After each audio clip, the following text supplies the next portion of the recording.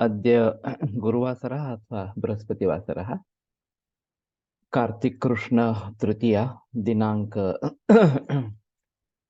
30 नोव्हेंबर 2023। भावप्रकाश निघंटू एरंड। शंखं चक्रं जलकान्दगतमृतघटं चारुदौर्भिश्चतुर्भिः सूक्ष्मस्वच्छातिरुद्यांशुकपरिविलसन् मौलिमम्भोजनेत्रं कालाम्भोदोज्ज्वलाङ्गं कटितटविलसच्चारुपीताम्बराढ्यं वन्दे धन्वन्तरिं तं निखिलगदवनप्रौढदावाग्निलीलम् प्रौढदावाग्निलीलम् ब्रह्मणो हि समारब्धा मात्रेयाद्येषु पूजिताम् अस्मदाचार्यपर्यन्तां वन्दे गुरुपरम्पराम् आयुर्वेदरतं वन्दे माधवाख्यं महागुरुम् आयुर्वेदामृतं सर्वं शिष्येभ्यो यः प्रदत्तवान् द्रष्टाज्ञानी दृष्टकर्मा कृतकर्मा तथैव च अध्यापको विश्वश्रेष्ठो महान् संशोधकस्तथा गुणैरेतैः समुदितैः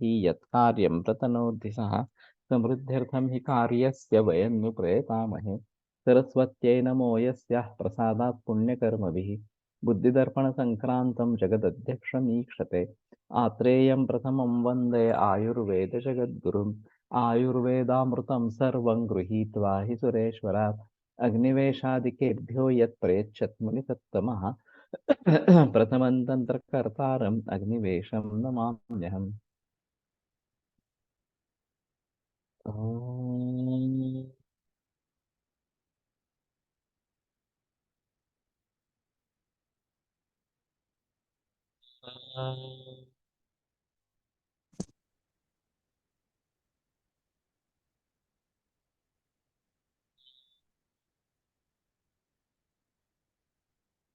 ॐ शांति शांति शांति।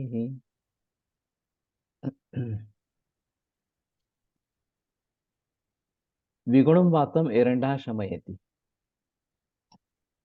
तस्मात् वातजे शूले एरण्डः प्रशस्तः।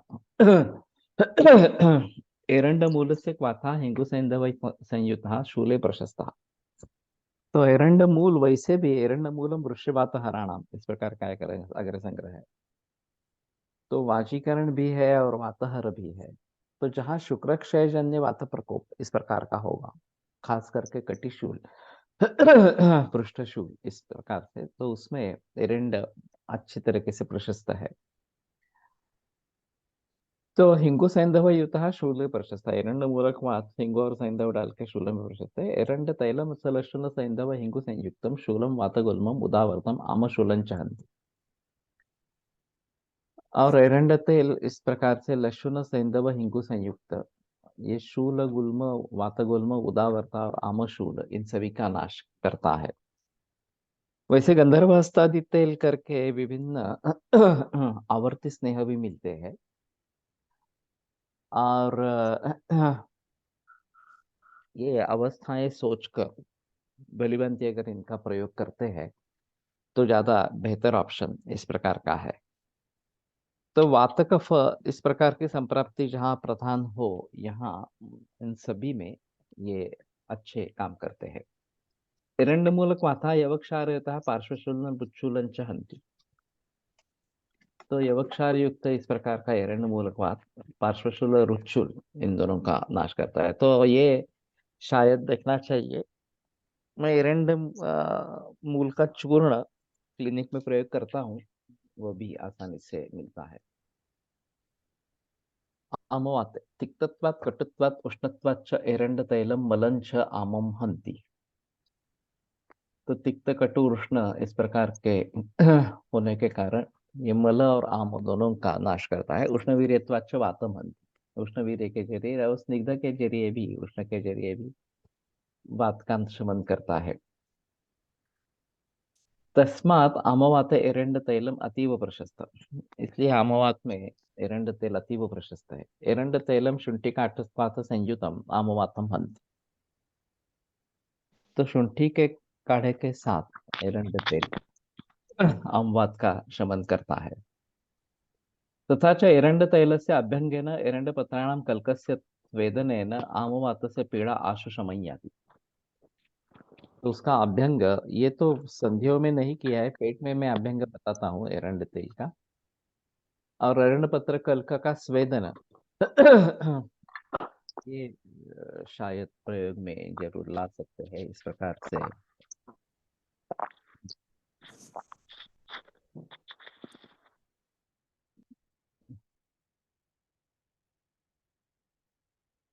एरंड बीजानि पिष्ट्वा तत् पायसम पिबे।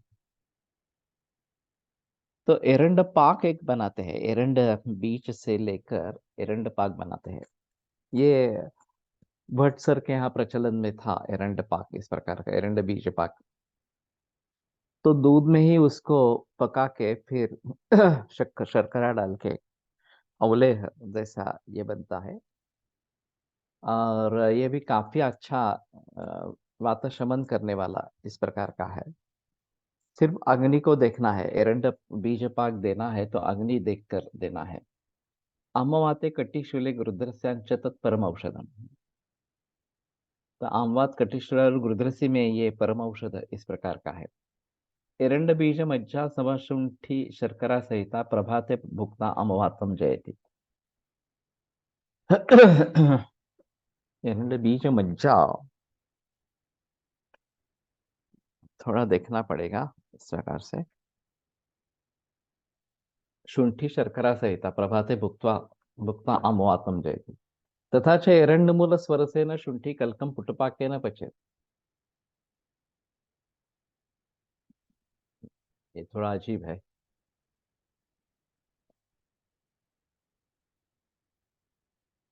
तो पुटपाक से एरंडमूल का स्वरस निकालना और उसके साथ में शुंठी,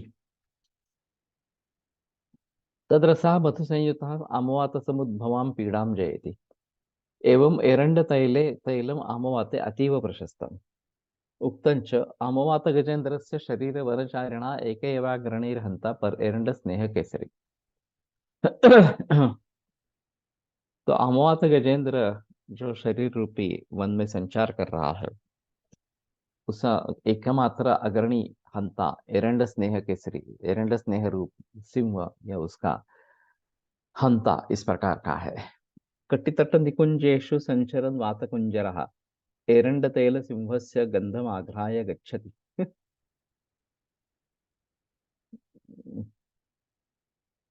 अनुक्त ये कहाँ कहाँ है? तो कटितट निकुंज इसमें संचरण वातकुंजरा, वात रूपी जो हाथी कटितट निकुंज इस अवस्था उस एरिया में, उस स्थल में जो संचर संचर कर रहा है। तो एरंड तैल सिंह से गंधम आग्रह गच्छति। एरंड तैल रूप सिंह का केवल आग्रहण, गंध का आग्रहण करके उसको सिर्फ सूंघते ही वो चला जाता है इस प्रकार से। तो कहने का तात्पर्य अर्थ है कि खास करके आमवात के लिए एरंड तेल बहुत ही अच्छा इस प्रकार का है। वो अगर हाथी है तो ये सिंह है इस प्रकार से। और जनरली ऐसा है कि सिंह अगर सामने से है हाथी से तो उस पर जीत नहीं पाता। पीछे से सिंह उसके गंडस्थल पर प्रहार करता है तो ही सिंह जीत पाता है इस प्रकार से। सामने से हाथी उसको उठा के फेंक देता है इस प्रकार से, इतनी ताकत हाथी में भी होती है। लेकिन फिर भी सिंह हाथी को भी जीत लेता है, ये भी एक बात अजीब इस प्रकार की है। तो ये अनुत्तलेश कहाँ पे आया मालूम नहीं मुझे।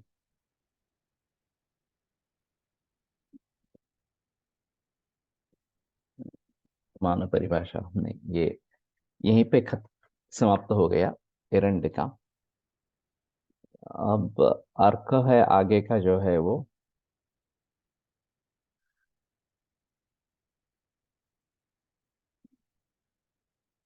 अशोक।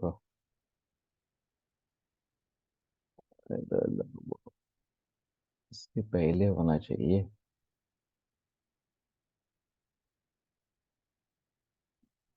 अर्क, हाँ।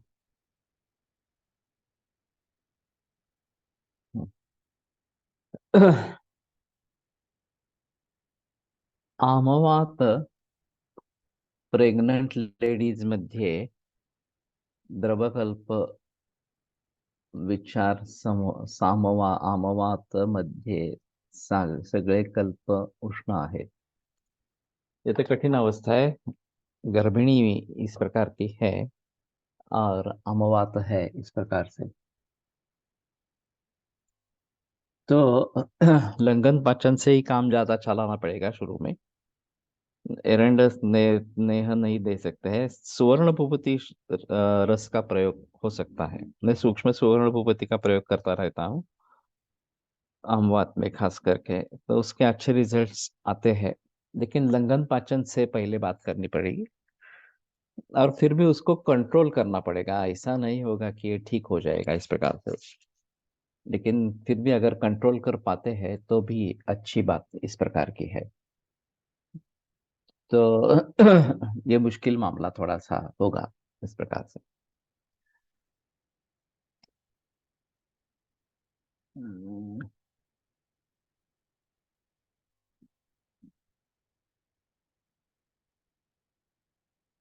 अलर्क अर्क अलर्को गणरूपस्यान् मंदारो वस्कोपिच। तो मंदार जो है वो श्वेत अर्क इस प्रकार का जो है रुई, वो अलर्क कहा जाता है। और गण रूप ये बताया जाता है, तो ये 21 वर्षों के बाद उसके मूल में एक गणपति जैसी आकृति निर्माण होती है, ऐसा कहा जाता है। मैंने देखा तो नहीं है लेकिन ये सुना है।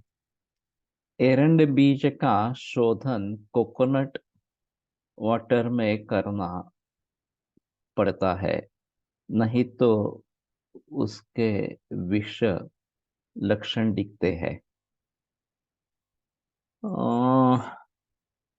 दूध में भी शायद पचन होगा, एरंड इसमें मुझे मालूम नहीं है, कोकोनट वाटर में इस प्रकार से। तो अगर ये वृद्ध वैद्य परंपरा है तो उसके अनुसार करना चाहिए। नहीं तो दूध में पचन करते हैं एरंड बीज का और वो भी अच्छा काम करता है इस प्रकार से। श्वेत पुष्प सदा पुष्प स बालार्क प्रतीयसः। सुवर्ण भूपती सूक्ष्मकरण कश्यता कशात करायचे। मैं तो ग्लूकोज में ही करता हूँ।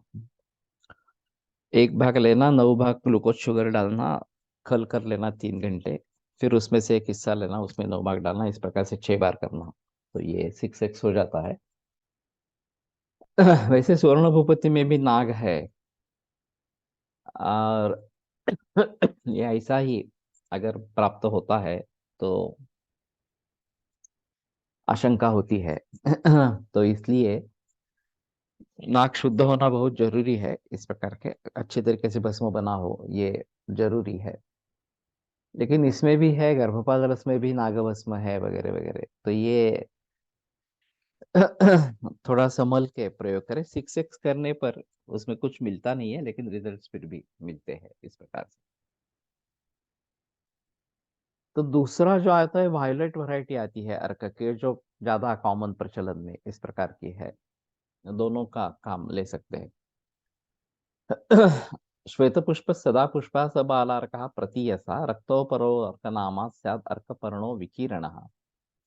रक्तपुष्पः शुक्लफलस्तथा स्फोट प्रकीर्तितः। रक्तपुष्प तो मैंने देखे नहीं है अर्क के इस प्रकार से। और शुक्ल फल अर्कद्वयं सरम वात कुष्ठकंडु विषव्रणान् निहंत प्लीह गुलगुल्मार्षः श्लेष्मोदर शकृत क्रमीन। तो ये काफी उष्णवीर्य इस प्रकार का है। और सर वात कुष्ठ कंडु विष व्रण, ये फलश्रुति काफी वाइड है। निहंति प्लीह गुल्म अर्श श्लेष्म उदर शकृत कृमीन। अलर्क कुसुमम वृष्यम लघु दीपन पाचनम अरोचक प्रसेकारशक काश श्वास निवारणम।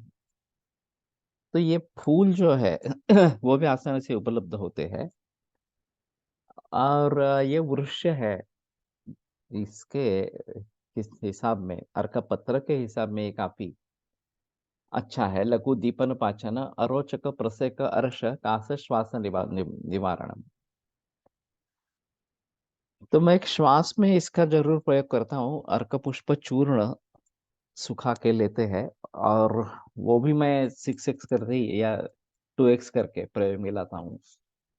तो इसमें कोई हानि होने की संभावना इस प्रकार की नहीं रहती। रक्तार्क पुष्प मधुरम सतिक्तम कुष्ठक्रमिघ्नं कफनाशनं च अर्शो विषम हन्ति च रक्तपित्तम संग्राही गुल्मे श्वेतो हितंत।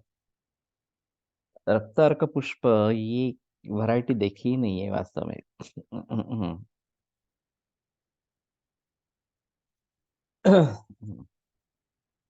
किसी ने देखी है क्या रक्तवर्ण के अर्क के फूल? मधुर सिक्त कुष्ठक्रमिघ्नं कफनाशनं च अर्शो विषम हन्ति रक्तपित्तम संग्राही। रक्तपित्त का भी नाश करता है, तो ये पित्त की अवस्था में भी दे सकते हैं, ऐसा रहेगा। गुल्मे श्वेतौ हितं तत्, गुल्म और श्वेतु में हित है। क्षीरमर्कस्य तिक्तोष्णम स्निग्धम सलवणम लघु कुष्ठगुल्मोदरहरम श्रेष्ठम एतद् विरेचनम। अर्क क्षीर जो है वो तिक्त उष्ण स्निग्ध सलवण लघु और कुष्ठ गुल्म उदरहर और एतद् विरेचनम, तीक्ष्ण श्रेष्ठम एतद् विरेचनम, ये विरेचन है। तो ये काफी तीक्ष्ण उष्ण इस प्रकार का है थोड़ा सा, वास्तव में देखा जाए तो। और ज्यादा प्रचलन में नहीं है अर्क क्षीर इस प्रकार से। प्रवाल पंचामृत को एक भावना अर्क क्षीर की है। एक्चुअली प्रवाल पंचामृत बाजार में मिलता है, दो तरीके का मिलता है, ज्यादातर दूध की भावना वाला मिलता है। आयुर्वेदीय अर्कशाला का अर्क क्षीर की भावना का मिलता है, और वो काफी उष्ण तीक्ष्ण है। फिर भी प्रवाल पंचामृत है तो उतना ज्यादा उतनी ज्यादा तकलीफ नहीं देता। तो खास करके आत्मान आनाह विबंध इस प्रकार के स्थिति में अर्क क्षीर भावित प्रवाल पंचामृत जो आयुर्वेदीय अर्कशाला का आता है, वो अच्छा काम करता है। में मूल पाठ में अर्क क्षीर भावना है, लेकिन कुछ वैद्य सौम्य होने के कारण गोक्षीर की भावना वाला प्रयोग मिलाते हैं, क्या उचित है यही मैं बता रहा हूँ। ज्यादातर जो मिलता है प्रवाल पंचामृत वो गोक्षीर वाला ही मिलता है। अर्क क्षीर वाले बनाने वाले बहुत कम लोग हैं इस प्रकार से।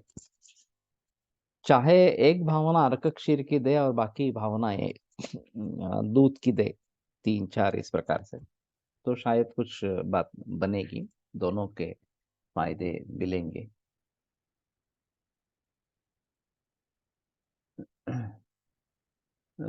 ये मालूम नहीं, जो वायलेट वाले मिलते हैं उसी को रक्त पुष्प कहा गया होगा इस प्रकार से। अ, क्योंकि रक्त और इस प्रकार का वायलेट कलर, इसमें काफी अंतर है वास्तव में।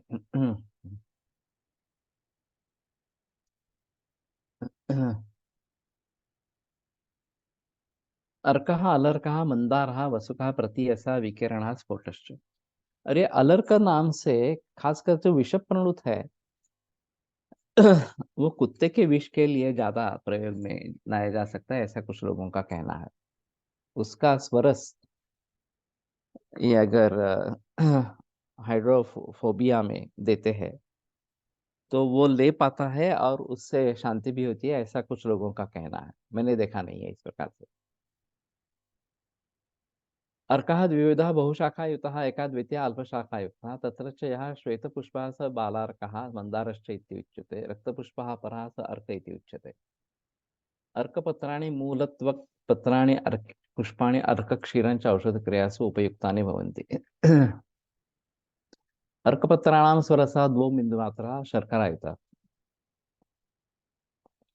अर्कमूलत्वक् चूर्णं चारुगुञ्जोन्वितं सक्षीरशर्करम् अर्कमूलकमाथा पादकर्षप्रमाणः शर्करायुधः।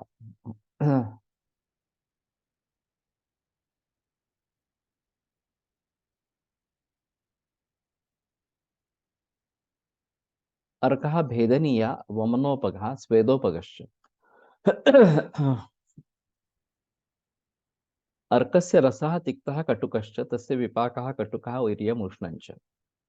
तो तिक्त कटु और विपाक कटु इस पर और वीर्य उष्ण, तिक्तत्वात् कटुत्वात् तैक्ष्ण्यात् औक्ष्ण्यात् अर्कः कफं हन्ति पित्तं च प्रकोपयति उष्णवीर्येण वातं हन्ति कटुष्ण तीक्ष्णत्वात् रक्तगतं पित्तं प्रकोपयति तिक्तकटुकत्वात् शरीरगतं क्लेदं मेदश्च शोषयति अर्कः कटुष्णत्वात् अग्निं दीपयति आमं पाचयति च आमाशये क्षोभं दाहं च जनयति।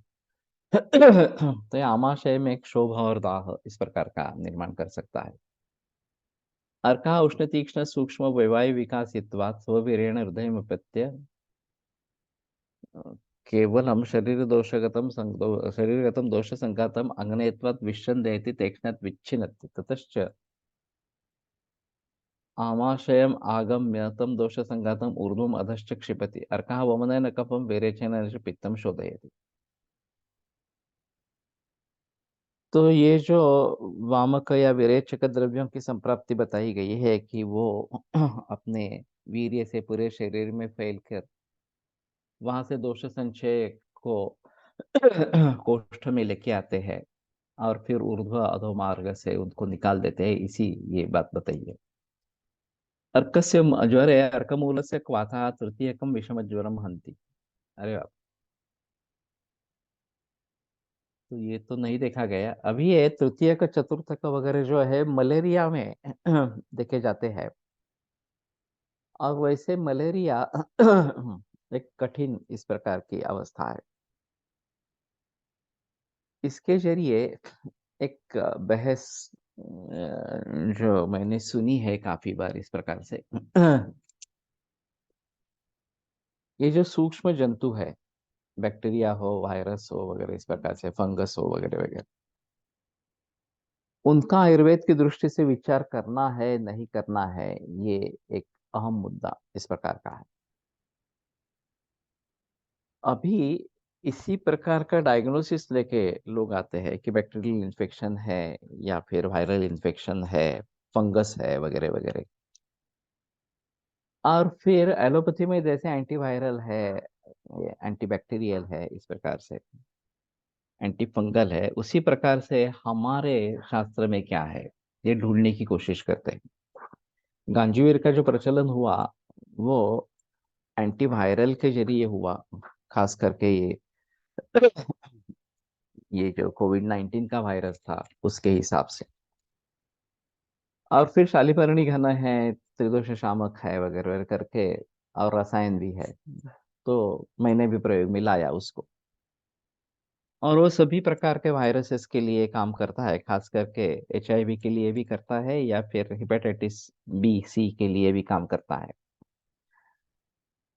तो अब ये वायरस का इन्फेक्शन है, इसलिए एंटीवायरल के रूप में इसको देना है, ये वास्तव में आयुर्वेद नहीं रहेगा, ये तो एलोपैथी हो जाएगी। लेकिन फिर भी इस प्रकार के विचार को ध्यान में लेना है नहीं लेना है, ये एक अहम मुद्दा उभर आता है इस प्रकार से। अभी बात यह है कि हमें रिजल्ट चाहिए, चाहे इंटीग्रेटेड विचारों से हो या फिर केवल आयुर्वेद के विचारों से इस प्रकार से हो। तो ये थोड़ा इंटीग्रेटेड विचार है कि इस प्रकार से एंटीबैक्टीरियल एंटीवायरल इस प्रकार की एक्टिविटी किसी द्रव्य को मिलती है हमारे यहाँ, तो उनका प्रयोग किया जा सकता है इस प्रकार। वैसे हेपेटाइटिस बी के लिए फिलैंथस नेरेरी, ये जो भूम्यामल की है, ये काम करती है। ये इन विट्रो स्टडी हुआ, उसके लिए नोबेल प्राइज भी मिला। अब शुरुआत उसने यहाँ से की थी, कामला में कौन से द्रव्य प्रयोग में लाए जाते हैं, उसमें भूम्यामल की उसको एक मिली। और फिर भूम्यामल की का इन विट्रो स्टडी करके उस पर पेटेंट मिल गया। इसके बारे में मुकदमा चला था या बहस हुई थी काफी, कि आयुर्वेद में ये वर्णित है वगैरह वगैरह इस प्रकार से। लेकिन उसका कहना था कि आयुर्वेद में ये वायरस वर्णित नहीं है, हेपेटाइटिस बी वायरस का वर्णन नहीं है। कामला में उपयुक्त है ये, ठीक है इस प्रकार से। लेकिन मैंने सिद्ध किया है वो हेपेटाइटिस बी के लिए सिद्ध किया है, तो नहीं खोज है इस प्रकार से। शुरुआत आयुर्वेद से हुई, लेकिन हेपेटाइटिस बी आयुर्वेद में नहीं है, इस प्रकार का उसका कहना था। वो माना गया इस प्रकार से। अब बात यह रहेगी कि इस प्रकार से हमें सोचना है या नहीं सोचना है इस प्रकार।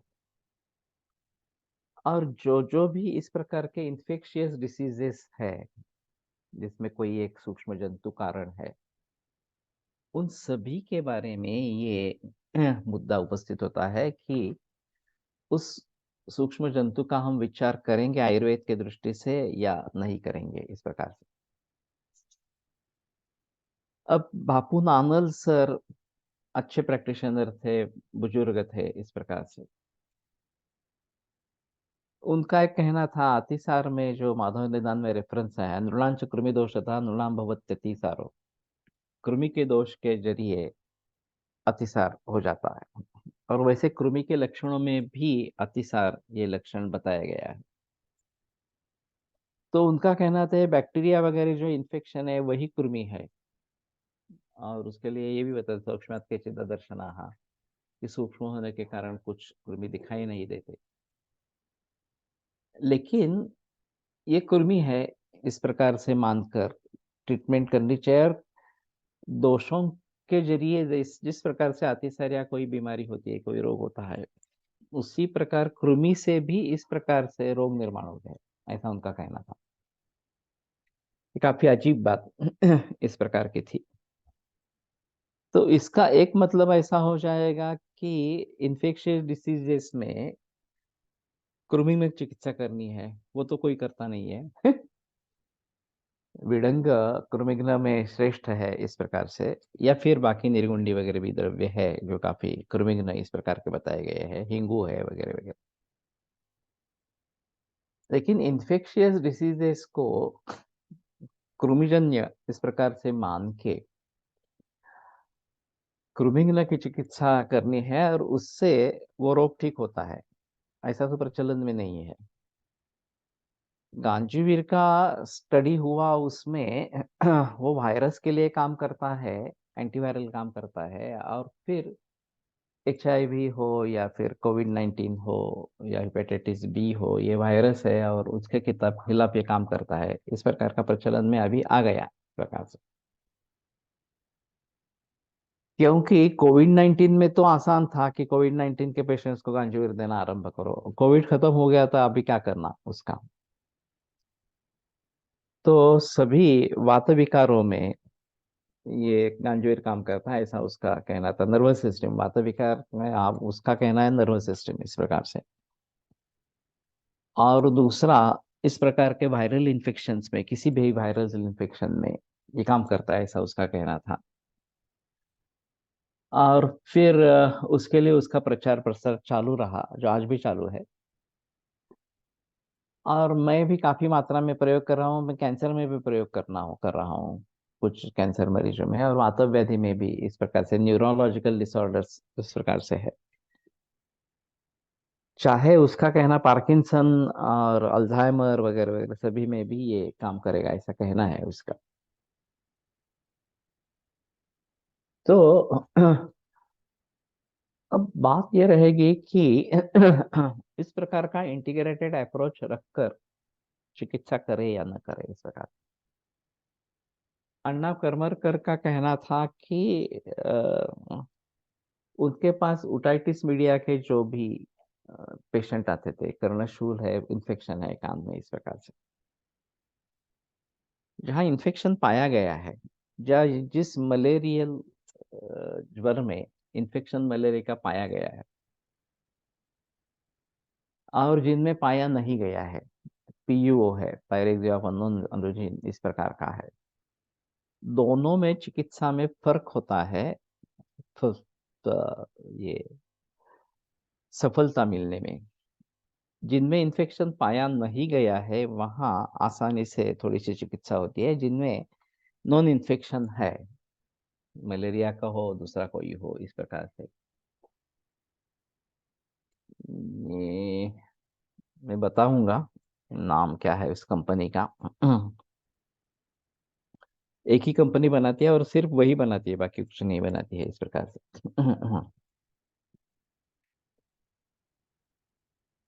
तो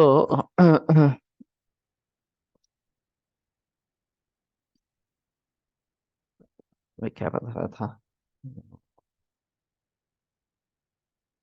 हाँ, मलेरियल पैरासाइट पॉजिटिव है और पॉजिटिव नहीं है। तृतीय का ज्वर है, चतुर्थी का ज्वर है, इस प्रकार की स्थिति है। तो जिनमें ये नॉन इन्फेक्शन पाया जाता है वो ज्यादा दिक्कत वाले होते हैं। ऐसा क्यों?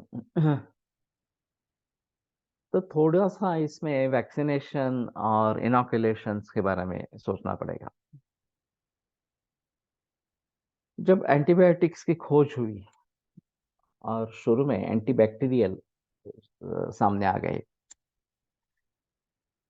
और फिर टाइफाइड जैसे रोगों में जहाँ बुखार बहुत दिनों तक चलता था वो 2-3 दिन में, 4 दिन में खत्म होने लगा।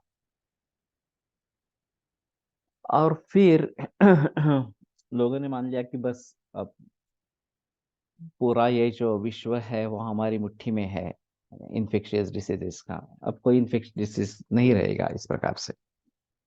लेकिन क्लोरामफेनिकॉल जो शुरू में एंटीबायोटिक के रूप में टाइफाइड में आया,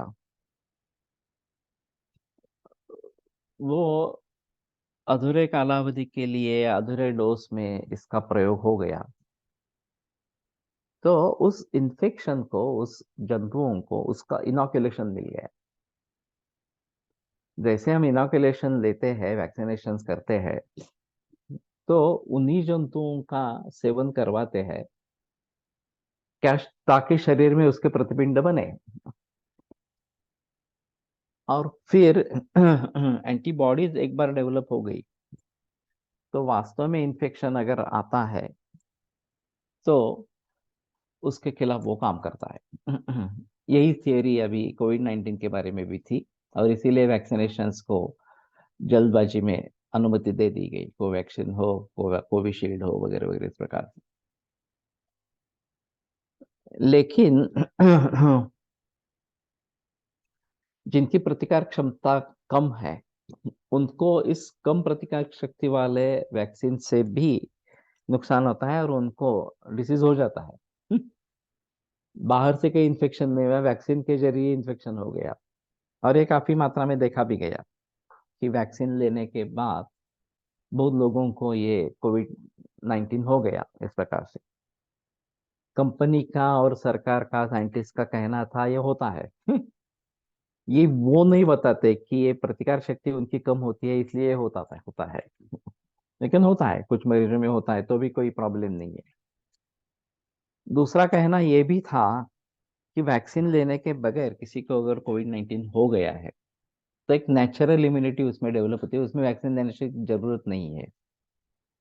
वो उसमें से अगर सुधर जाता है तो इसका मतलब यह है कि उसके शरीर में एंटीबॉडीज बनी है, अपने आप बनी है प्रतिकार शक्ति के जरिए इस प्रकार से। और फिर ऊपर से ये प्रतिपिंड निर्माण करने के लिए वैक्सीन देना जरूरी नहीं है, फिर भी वैक्सीन दिया गया उन सभी लोगों को। लोगों ने भी ले लिया कि नहीं, फिर से न हो इसलिए लेना चाहिए, वगैरह वगैरह इस प्रकार से। और जिनको हुआ ही नहीं, इन्फेक्शन होने के बावजूद भी कोविड हुआ नहीं इस प्रकार से,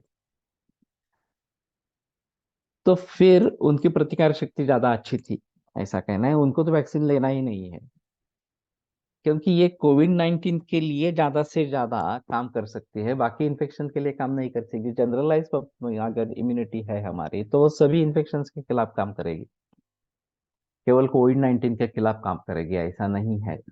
और वही, उसी पर भर देना चाहिए, जोर देना चाहिए कि हमें जनरलाइज्ड इम्यूनिटी प्राप्त हो। वो निर्भर है लाइफस्टाइल के ऊपर, खाने पीने के ऊपर, योग व्यायाम वगैरह के बारे में इस प्रकार से।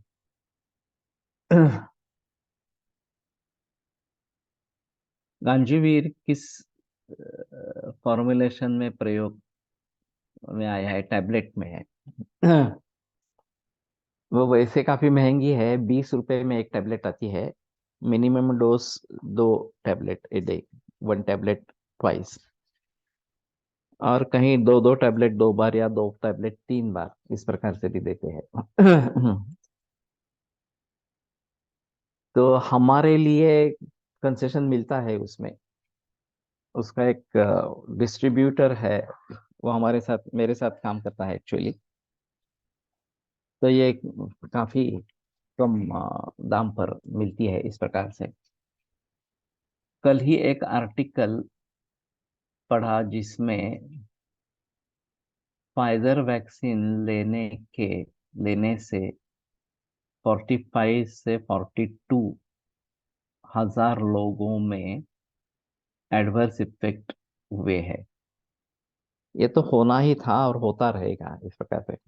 अभी काफी हृदरोगी है कि अचानक सडन डेथ हार्ट अटैक से ये दिखाई दे रहा है। और युवावस्था में इस प्रकार की सडन डेथ जिन्होंने वैक्सीन लिए हैं, बीच में उसके बारे में भी एक बहस आई थी कि ऐसा कुछ नहीं है, उसका हृदरोग का कुछ संबंध नहीं है। ये एलोपैथी वाले ने या फार्मेसी वालों ने डाला था इस प्रकार से।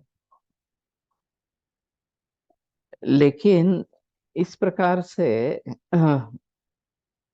क्लोरोम्फेनिकोल जब टाइफाइड में प्रयोग होने लगा और बहुत बड़ी मात्रा में प्रयोग किया गया इस प्रकार से, तो अगली पीढ़ी जो आई उस बैक्टीरिया की, उसने कोलम पेरेंकाल को चितपट कर दिया। वो उसका कोई इफेक्ट नहीं है। तो सिप्रोफ्लॉक्सासिन आ गया उसके बाद में। अभी उसकी स्थिति क्या है मालूम नहीं है, उसके भी आगे कोई नया एंटीबायोटिक आया है क्या इस प्रकार से, ये पता नहीं है। लेकिन ये सिलसिला चला रहा है। और इसलिए जो नॉन इन्फेक्शन है, और नॉन इन्फेक्शन है तो उसके लिए वैक्सीन कोई बनता नहीं है, या उसके लिए एंटीबायोटिक कोई बनता नहीं। जब नॉन हो जाता है तो उसके लिए एंटीबायोटिक प्रचलन में आ जाते हैं। और जैसे ही एंटीबायोटिक्स प्रचलन में आते हैं, उनको अधूरे स्थिति में इस प्रकार से प्रयोग करते रहते,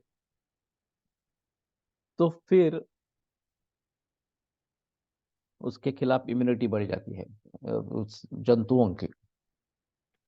और फिर वो कंट्रोल नहीं होते उस एंटीबायोटिक्स के। अगले पीढ़ी के एंटीबायोटिक्स जरूरी होते हैं। 1-2 साल के बच्चे को प्लेन में हार्ट अटैक आया। क्या इसके पीछे उसकी माता को गर्भधारण काल में हो गई कोविड वैक्सीन हो सकता है। हो सकता है। तो ये विषय है और हृदय पे साक्षात काम करता है, ये शायद पॉसिबिलिटी है। विनोद डोंबे की जो मृत्यु हुई, वो बड़ा हादसा था। उसकी उम्र 39-40 इस प्रकार की थी, और वो सुधर रहा था। और अचानक सीरियस टर्न लेके मृत्यु हो गई। और ऐसे बाद में मैंने 4-5 मरीज देखे कि जिनको कोई हिस्ट्री नहीं थी हार्ट अटैक की, हार्ट अटैक और सडन डेथ ये दिखाई गया इस प्रकार से। तो इस प्रकार के वैक्सीनेशन से तो बचना है। लेकिन अभी सर्वसामान्य लोगों के लिए वैक्सीनेशन का महत्व इतना जोर से बताया जा रहा है कि बस दूसरा कोई चारा नहीं, आपको वैक्सीन करना ही है इस प्रकार से। और उसमें बुराई क्या है ये कोई बताता नहीं, या फिर जनरलाइज इम्यूनिटी के लिए कोशिश करनी है ये कोई बताता नहीं, क्योंकि वो लाइफस्टाइल से जुड़ी है, वो खाने पीने से जुड़ी है। और वो कौन करने वाला है? लोगों को भी चाहिए बस एक टीका लगवाया और उस रोग से सुरक्षा पाई, और कुछ करने की जरूरत नहीं है। एक रिसर्च पेपर में प्रूफ हुआ कि कोविड वैक्सीन से हृदय की धमनियां संकुचित हो जाती है। हाँ ठीक है, ये अगर सामने आया है तो वैक्सीन लेने के पहले सोचना जरूरी इस प्रकार का है। और एक सामूहिक प्रतिकार शक्ति के बारे में जो बताया जा रहा था कि वो डेवलप हो गई, इसलिए कोविड-19 पर काबू पाया गया। उस बात को लेकर आगे कोई जा नहीं रहा। सभी वैक्सीन के जरिए हो गया इस प्रकार से, और भारत में इतने बड़े पैमाने पर वैक्सीनेशन किया गया। और वैसे देखा जाए तो शुरू में मौतें हुई है वो विदेशों में ज्यादा हुई है। ये हर्ड इम्यूनिटी की बात बाद में आई है इस प्रकार से। लेकिन विदेशों में बड़े पैमाने पर मौतें हुई है वे कोविड-19 के जरिए। भारत की स्थिति अच्छी रही थी उसमें, क्योंकि हम बहुत सारे जंतु का सामना करते ही रहते हैं। यहाँ का हाइजीन बिल्कुल अच्छा नहीं है, पानी अन्न सभी प्रदूषित इस प्रकार का है। तो हमारे शरीर को आदत है इस प्रकार के सूक्ष्म जंतुओं से लड़ने की। फिर भी जिनको इन्फेक्शन हुआ और एलोपैथी के जरिए ये सभी दवाइयाँ दी गई या फिर खाना पीना दिया गया वगैरह, उनमें नौबतें ज्यादा आई। इस प्रकार से जो जिन व्यक्तियों ने लंघन किया, पाचन किया, अलग रहे, घर में ही रहे, वो जल्दी ठीक हो गए इस प्रकार से। तो ये जनरल इम्यूनिटी बढ़ाने की बात है। तो अभी नॉन इन्फेक्शन और अननोन इन्फेक्शन, ये अगर दोनों में अंतर करते हैं तो नॉन इन्फेक्शन ज्यादा खतरनाक होता है, क्योंकि उसके लिए एंटीबायोटिक्स, उसके लिए वैक्सीनेशन का प्रयास चलता रहता है। और फिर उनकी शक्ति बढ़ जाती है, जंतुओं की शक्ति बढ़ जाती है उसके खिलाफ लड़के, और जनरल इम्यूनिटी कम हो जाती है। हाँ। तो मूल मुद्दा जनरल इम्यूनिटी अच्छी रखना यही है इस प्रकार से। और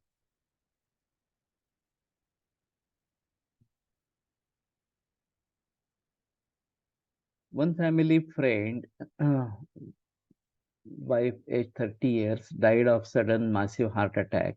She had booster dose few months back and had to go to Bangalore for marriage. हम्म, ये भी एक अजीब बात थी। यह मोदी सरकार कह रहा था कि वैक्सीन कंपल्सरी नहीं है, इस प्रकार से मैंडेटरी नहीं है, और एयरपोर्ट में बगैर वैक्सीन एंट्री नहीं देते थे। तो अगर हवाई जहाज से प्रवास करना है तो वैक्सीन होना जरूरी है, या फिर आरपीटीसीआर आरटीपीसीआर बार बार करते रहना है इस प्रकार से। ये भी काफी मुश्किल मामला इस प्रकार का है। तो दूसरों को इन्फेक्शन न हो, इस दृष्टि से ये कदम उठाया गया था। और इसमें विसंवाद था कि एक जगह कहना है कि वैक्सीन जरूरी नहीं है। अब मुझे ये बात कंपल्शन नहीं है उसका। उस मास्क लगाने से ये कैसे कंट्रोल हो गया, क्योंकि इतने सूक्ष्म है कि वो मास्क में से तो निकल जा सकता है इस प्रकार। डबल लेयर, ट्रिपल लेयर इस प्रकार का अगर मास्क है तो एक अलग बात थोड़ी सी रहेगी। लेकिन दुपट्टा भी आप मुंह पे रख के या हाथ रुमाल भी रख के जा सकते थे, ये भी अजीब बात है। तो इसमें जो जिसके मन में आया उसने उसका राज चलाया, इस प्रकार की स्थिति है। जैसे वैक्सीन का असर 6 महीने से 1 साल तक बताया गया, उसके साइड इफेक्ट्स कितने लंबे समय तक चलते, उसके प्राणों को खतरा हो, ये तो बताना मुश्किल है।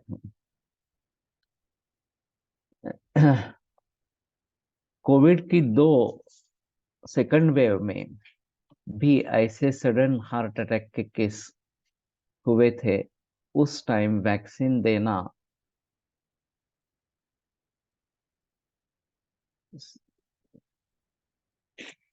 नहीं हुआ था। और कल कई केसेस में वैक्सीन नहीं लिए गए। लेकिन पहले डोज से भी हो सकते हैं, ये तो बात सही है इस प्रकार से। जिन्होंने 2 डोज लिए हैं या बूस्टर डोज लिया है, उनके बारे में ये काफी खतरनाक मामला हो सकता है, ऐसी स्थिति है। वैक्सीन का दुष्परिणाम दूर करके जान बचे, इसलिए हम क्या चिकित्सा विचार कर सकते हैं। पंचशुद्ध, ये च्यवनप्राश जैसे रसायन एडवाइस कर सकेंगे। पंचकर्म करना बेहतर ऑप्शन इस प्रकार का है। समीर जमदग्नि ने एक पोस्ट डाली थी उसने शायद महातिक्त का घृत का सुझाव दिया था। ये विषग्न इस प्रकार से काम कुछ करना है तो विषग्न चिकित्सा करनी है और रसायन चिकित्सा करनी है, ये यही महत्वपूर्ण इस प्रकार का रहेगा। फिर भी स्पेसिफिक कुछ बता नहीं पाएंगे, इन जनरल ये विधान हो सकते हैं इस प्रकार से। हरित की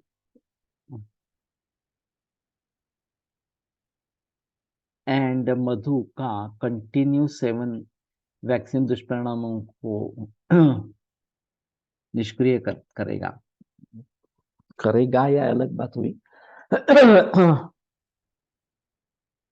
अगर कोई प्रयोग किया गया है और उसके सामने रिजल्ट से तो ज्यादा अच्छा इस प्रकार का रहेगा। वैसे कोई भी रसायन काम करेगा, ये भी बात है। Side effects of medication like remdesivir, तो ये तो है। और सिर्फ रेमडेसिविर क्यों, सभी प्रकार के द्रव्यों के साइड इफेक्ट्स काफी मात्रा में इस प्रकार के हैं। उन सभी के बारे में अलगता से सोचना पड़ेगा। खासकर लॉन्ग टर्म मेडिकेशन जहां जहां चल रहा है, चाहे डायबिटीज की बात हो, चाहे हाइपरटेंशन हो, चाहे थायराइड हो, चाहे हार्मोनल इम्बैलेंसेस हो, वगैरह वगैरह, उन सभी में जिन दवाइयों का प्रयोग होता रहता है, वो टालने के लिए क्या करें। एक तो टेपर ऑफ करके उनको बंद करना है, ये एक बात है। और फिर मूल रोग की चिकित्सा हमारे दृष्टि से होनी चाहिए, ये एक अलग बात इस प्रकार की है। महातिक्त का गुर्ता और बिलवादी गुलिका, हाँ, ये शायद जमदग्नि ने बताया था। बिलवादी गुटिका वैसे भी, हाँ, तो ये एक तरीका हो सकता है। बिलवादी गुटिका वैसे भी विषग्नि इस प्रकार की बताई गई है, तो जबरदस्ती इस प्रकार का वैक्सीन लेना पड़ा है। तो ये बात इस प्रकार की हो सकती है कि बिलवादी गुटिका और महातिक्त का गुरुतर, तो उस तरीके से इसको देखना है, अच्छी भली भांति देखना है। और फिर वास्तव में जनरल इम्यूनिटी बढ़ाने की ही बात करनी है। लोगों का क्या चाहिए कि सुवर्ण प्राशन विधि है, वो काफी अभी प्रचलन में आ गया। तो लोगों को दवा चाहिए, लोगों को लाइफस्टाइल में सुधार लाओ, ये मत करो, वो मत करो, ये खाओ, ये इस प्रकार के जो आते हैं वो पसंद नहीं है। हाँ, ये वैक्सीन है, ये सुवर्ण प्राशन विधि देते हैं, महीने में एक बार करना है, ठीक है, कर लेते हैं इस प्रकार से। तो अभी उस दृष्टि से थोड़ा देखना पड़ेगा। वास्तव में मूल जो पद्धति रहेगी वो लाइफस्टाइल और खाना पीना सुधारना, यही मूल पद्धति रहेगी। कई पेशेंट में मेडिसिन एलर्जी होती है, तो मैं मधु और हरतकी देने से उसमें काफी फायदा होता है। मैंने बहुत पेशेंट्स में रिजल्ट देखे हैं। तो ठीक है, अगर तुमने इस प्रकार की एलर्जी में मेडिसिन की काम किया है और मधु हरतकी से उसमें फायदा हुआ है, तो ये जरूर नोटेबल है। और फिर उसके बारे में थोड़ा सा सोचना पड़ेगा, एक मिनट में।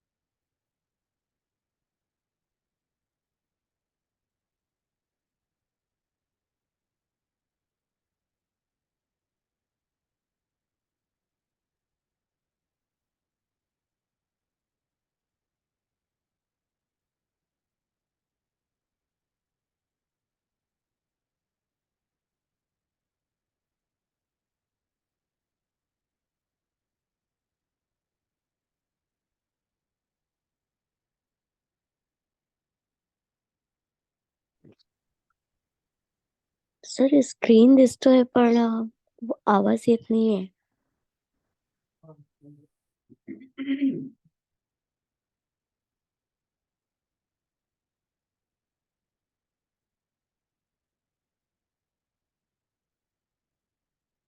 हो ते चालू आहे तुमचं.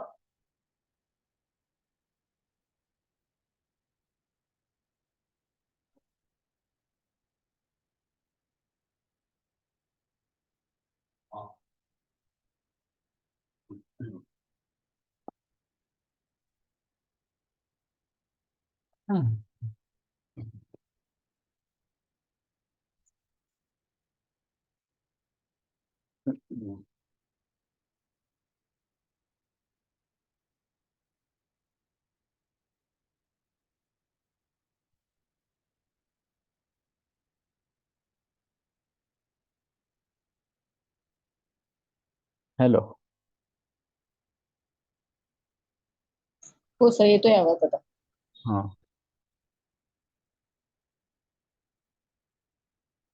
वर्णप्राशन का जो फायदा गर्भ संस्कार के जातक कर्म के समय आता है, वैसा आज कहाँ कल के कमर्शियल स्वर्ण प्राशन को पब्लिसिटी जो होती है उसमें नहीं आता. वैसे हम तो सुझाव देते हैं सोना घिस के देना है बच्चों को. वो बेहतर ऑप्शन है. और सोना दूध में उबाल के देना है सभी के लिए. ये बेहतर ऑप्शन है. तो उस तरीके से देखना बेहतर इस प्रकार का रहेगा. तो कहने का तात्पर्य अर्थ ये है कि इन्फेक्शियस डिसीजेस को देखना कैसे, ये एक अहम सवाल इस प्रकार का है. और एलोपैथिक के जरिए जो एंटीबायोटिक्स और वैक्सीनेशन, ये जो मुद्दे उठाए गए हैं, इसका ये नतीजा है कि उसके खिलाफ प्रतिकार शक्ति बढ़ती रही जा रही है. ज्वर का वर्णन हमारे ग्रंथों में भी है. ज्वर आज भी होता है और हमारे दृष्टि से चिकित्सा करके उसमें फायदा भी होता है. लेकिन जहां जंतुओं की क्षमता बढ़ गई है वहां नुकसान होता है इस प्रकार से. तो हमें भी उसके बारे में सजग होना जरूरी इस प्रकार का होगा. और खास करके रसशास्त्र के औषधियों का प्रयोग करना पड़ेगा. क्योंकि ज्यादा वीर्यवान इस प्रकार के औषध हमें अगर चाहिए तो जयमंगल रस वगैरह जो है स्वर्ण सूचकर वैसे भी बहुत काल से प्रयोग में कर ही रहे हैं ज्वर में. लेकिन विषम ज्वरांतक लोह, ज्वरहर लोह वगैरह वगैरह इस प्रकार से जो प्रचलन में नहीं है उनको प्रचलन में लाने की कोशिश होनी चाहिए. अगर ये अभी इस प्रकार के इन्फेक्शन वगैरह की बात है और विशिष्ट इन्फेक्शन है तो शायद ये एंटीबैक्टीरियल एंटीवायरल वगैरह वगैरह इस प्रकार के जो आयुर्वेदीय द्रव्यों में खोज हो रही है वो भी हम देख सकते हैं. इस प्रकार से ज्यादा अच्छा रहेगा. स्टिल स्वर्णप्राशन से फायदा मिलता तो है. सही है, कंपनी का लेके करने से बेटर खुद बना बना के करे. गोल्ड को घिस कर देना से पहले क्या शोधन की जरूरत है? ये बच्चों में ही देना है, वहां शोधन का कोई संबंध नहीं है. वैसे बच्चों में वमन देने के लिए कहा है, कफ बहुत ज्यादा है तो, और धात्री को भी वमन देने के लिए कहा है. लेकिन ये जनरली इसी प्रकार से दे सकते हैं कोई किसी भी बच्चे को. इस प्रकार के स्वर्ण प्राशन जो सोना घिस कर देना ये कर सकते हो. विलास नानद या बापू, ये मधुसूदन नांदल, मधुमण्णा नांदल, उनके बेटे रमेश नांदल, विलास नांदल, उन्होंने वचा सुवर्ण, रमेश नांदल ने ये प्रचलन में लाया था कि वचा में सुवर्ण एब्सॉर्ब हो जाता है और फिर वो वचा घिस के देनी है. ऐसा उनका प्रचलन था इस प्रकार से.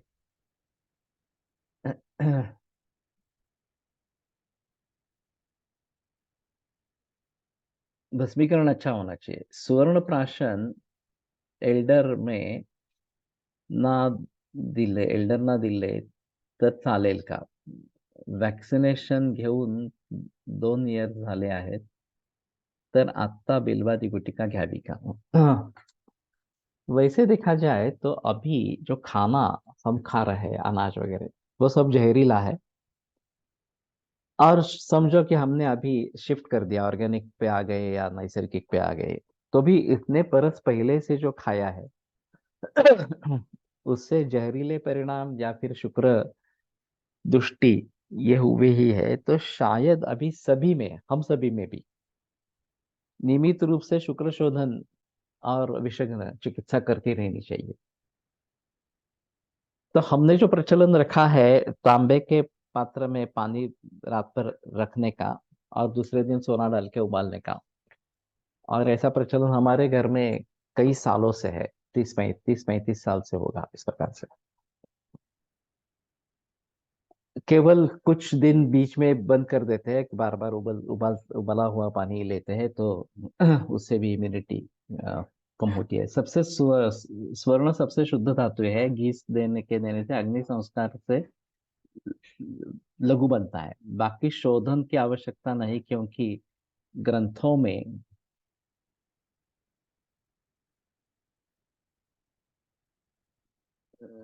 डायरेक्ट ही देने को कहा है। वचा सुवर्ण योग बालकों में कितने बरस देना चाहिए? ये काफी मुश्किल मामला है। वचा में सुवर्ण डाल के रखना है पौधे में,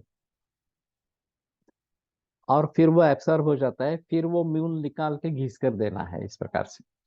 तो ये आसान प्रयोग नहीं है। सुवर्ण प्राशनात में एज, अगर हाँ, सुवर्ण भस्म दिया तो वह भी 6 6 करके यूज करना चाहिए क्या? और उसका डोज कितना देना चाहिए? 6 6 करके देंगे तो ज्यादा अच्छा रहेगा। 24 कैरेट प्योर गोल्ड ये अच्छा है इसमें। अभी प्रचलन 22 कैरेट का है।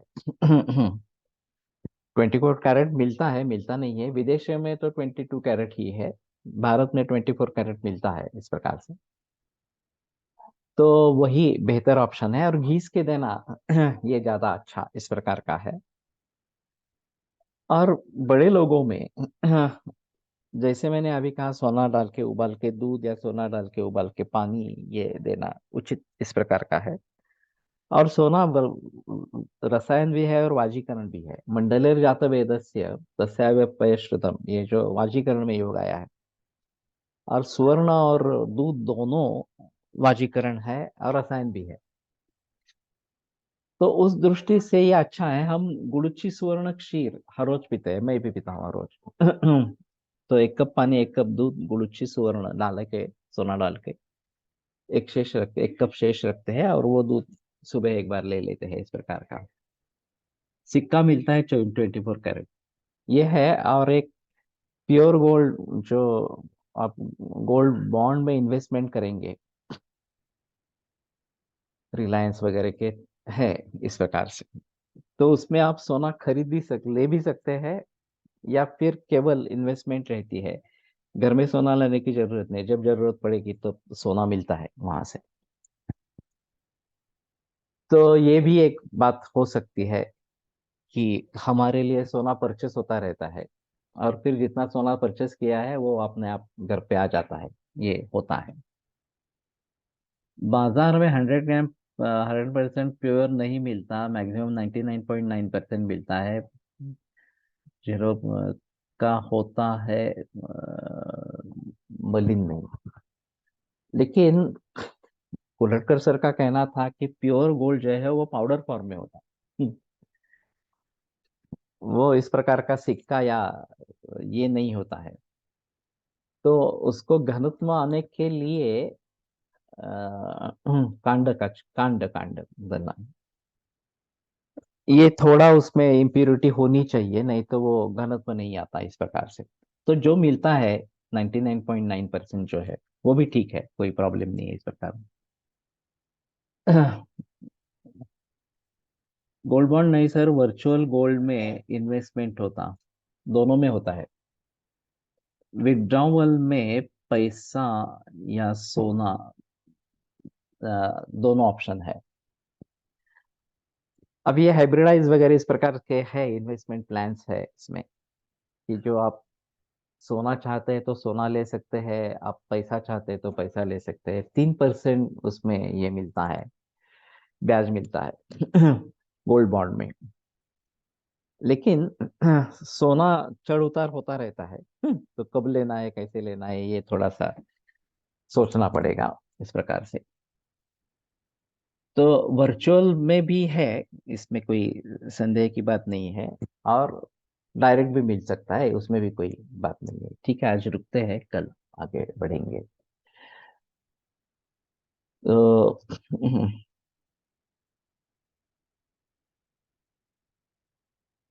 आयुर्वेद प्रकांड निगदित इह हि शल्यतंत्र प्रधानः शिष्येभ्यः शाश्वतोऽयं निखिल जन कृपा व्याप्त चित्तेन येन आयुर्वेदस्य वाञ्छन् पुनरपि भुवने तांच सुष्ठु प्रतिष्ठाम् श्रेष्ठं धन्वन्तरिं तं प्रणमति च सदा वैद्यवर्गो हि नूनम् वैद्यवर्गो हि नूनम। उडुची 1 ग्रॅम, हा, पर क्षीरपाक 24 कॅरेट, आपल्याकडे 24 महिने 23.5 कॅरेट आहे, असते।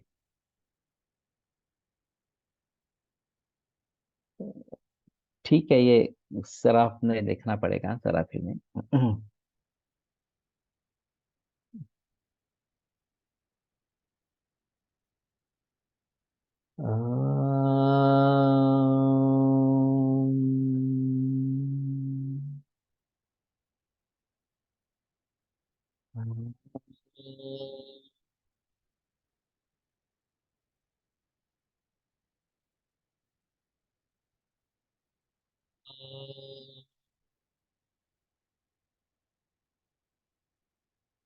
ओम शांति शांति शांति। तो लेक्चर के कारण ये आयुर्वेद श्लोक याद हो गया। कौन सा? विरम्यते व्याख्यान व्यापारात् श्वः पुनरपि मिलिष्यामः।